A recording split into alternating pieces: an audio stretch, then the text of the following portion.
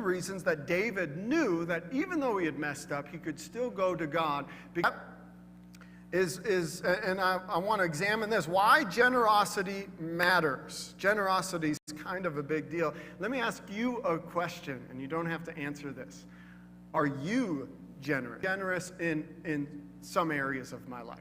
Y'all know what I'm talking about? Like there's some areas that I'm like, I think even as a family.